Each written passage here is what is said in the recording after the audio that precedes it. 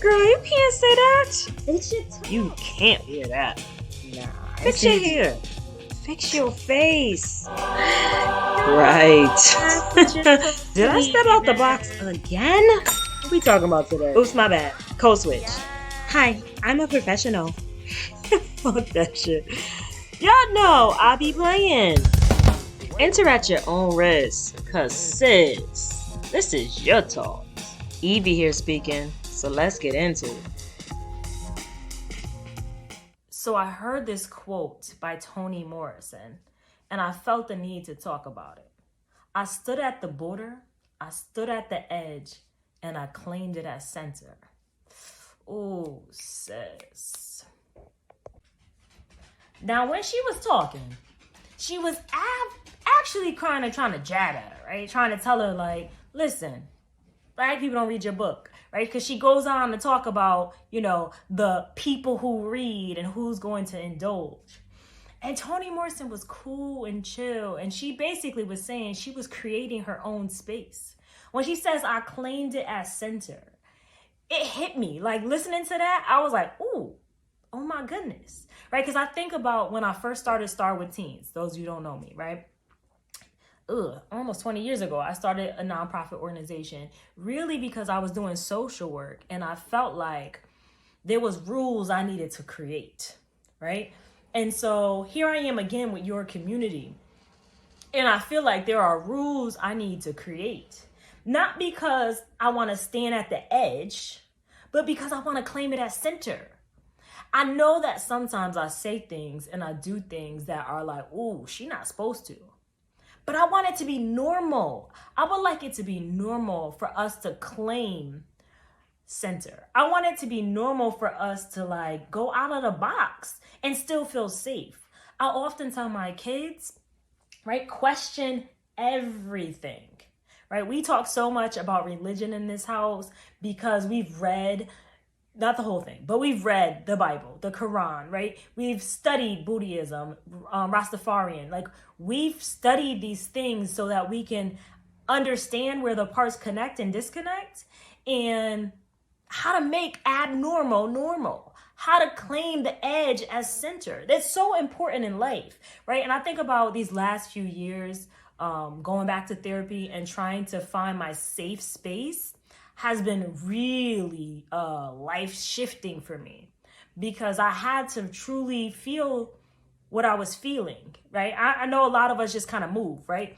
Especially as folks that's from the gutter. We just move. We just kind of hustle our way through life, whether it's going to work every day or taking care of our kids or making sure bills are paid. We don't really stop to think. That's why most of us don't have budgets.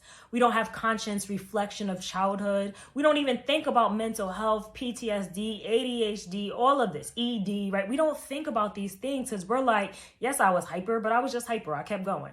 Yes, I was this, but I just moved. You're right, I was raped, but I gotta live anyway. Like, those are real things that happen to us that we don't stop and process because we're too busy moving.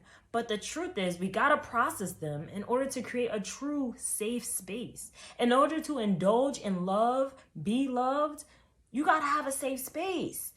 And so I over the years, had to really look at myself and ask why I was giving so much when I wasn't feeling like my cup was full.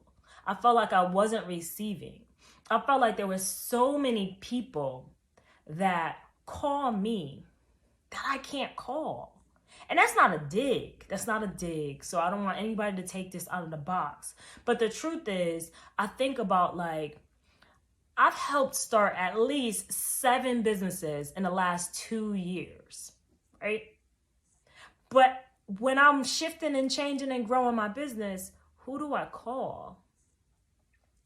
I've helped lots of things like budgeting and stuff like that. And then who do I call when I need help?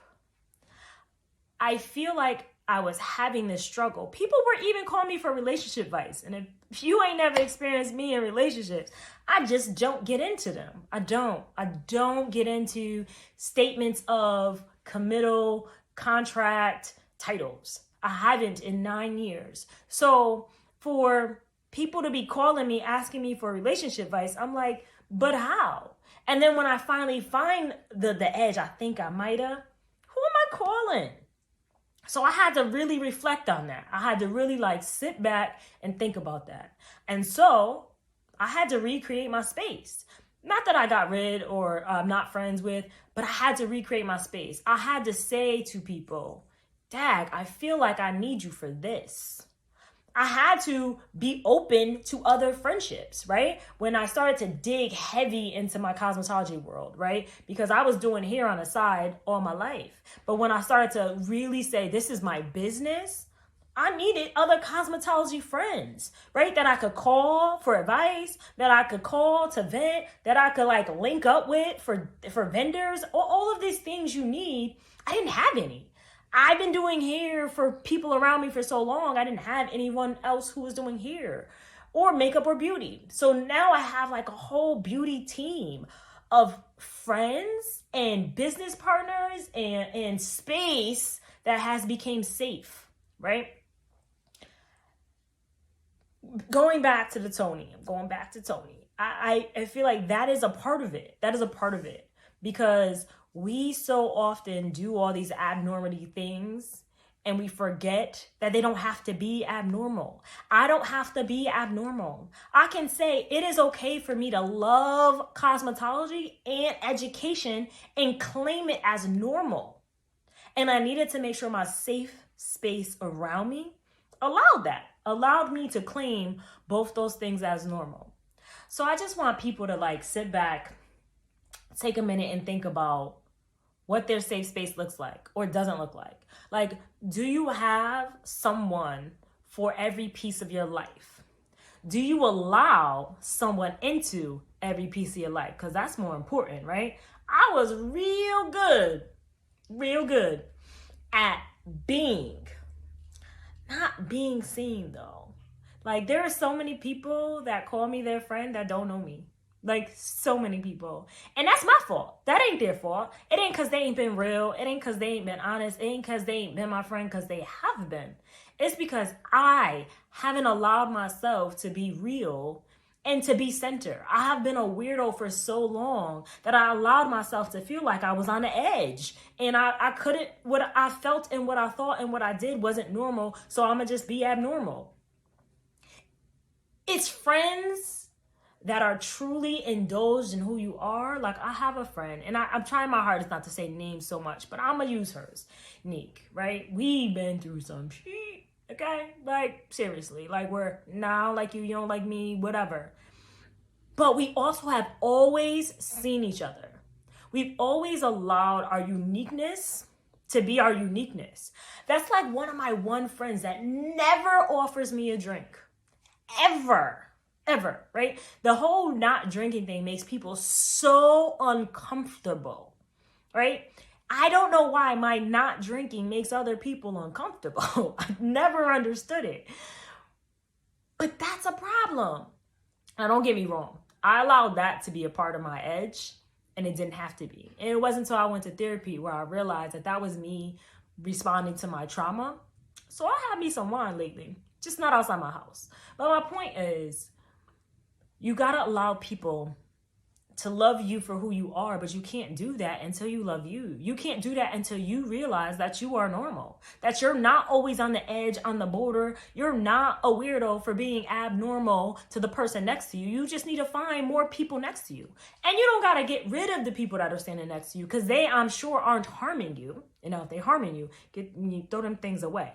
But if they're not, you just need to add people to your table. Right? And if you're offended by somebody adding people to your table, then you aren't here for me anyway, right? Because friendships are about indulging in us, right? It's not about keeping me to you or you to me, right? It's about I'm looking out for your well-being, you're looking out for my well-being. So if my well-being is about I need new people at this table to add to whatever's sitting at the table at the moment, that's fine. And your life shifts, your life grows. You know, what I do today ain't gonna be what I'm doing in 5 years. I know, because that's just how my life has felt. That's just how the pattern of what's happened to Yvonne Daniels. Every time I turn around, my name is ringing in a different bell. And I'm okay with that because I'm still trying to grow up and figure out who I'm going to be when I grow up, right? I mean, I know sometimes people see me as an adult, but I don't know if I'm there yet. I feel like I haven't really finished starting. I haven't really figured out what my center is. I am still crawling around the edges to find my center. But best believe when Toni Morrison shouted that out, I was like, yes, sis. Because that lady was coming for her, telling her that what she was doing, that's my dog. Miles. Telling her that what she was doing was abnormal. She also told her in the same message that it wasn't working and it wasn't right. She said, do you think that's the right way to go about it? Like she was telling her, you might want to write some different books. Because how you going to be a writer? And we know she's a prize winning writer now, right? For her stories, her fictional stories based on facts of the hardships on Black Americans. And when I say Black Americans, you know I'm talking mostly about the Native Americans and then them slave ships that came over. But the point is, she wasn't telling a story necessarily for everybody's indulging. But she was putting it at center saying everybody has a right to indulge. You have a right to like or not like or figure out what is your middle. But this is my center.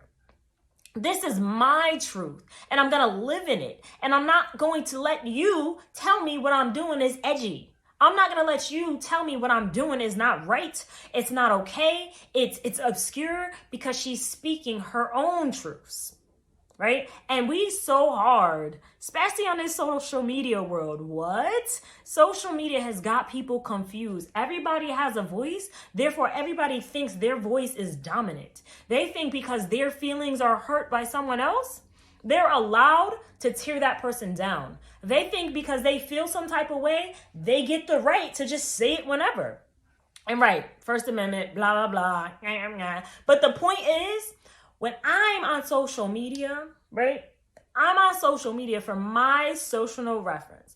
If you don't like it and want to be indulged in it, click off, right? Never feel the need to go on someone else's social media and comment under it. I don't like that chicken. I never understood it, right? I never understood it. Let them live in their center. Let them live in their space. And if you don't like their space, all you got to do is move, right? It's different when somebody comes in your space. Then you got to protect it.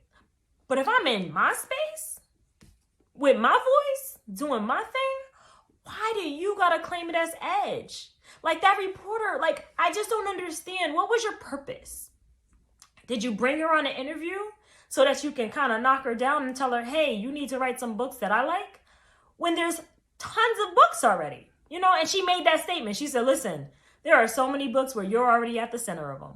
Pick those books up if that's what you choose. But these books right here is my center.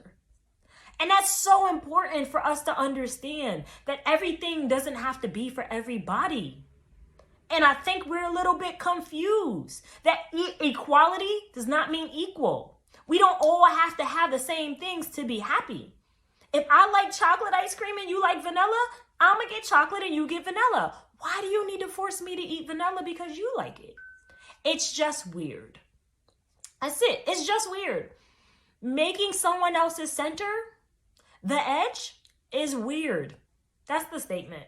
I always try to figure out what my statement's going to be at the end because you know I just be rambling. But that's the statement. My statement is trying to make my center the edge is weird.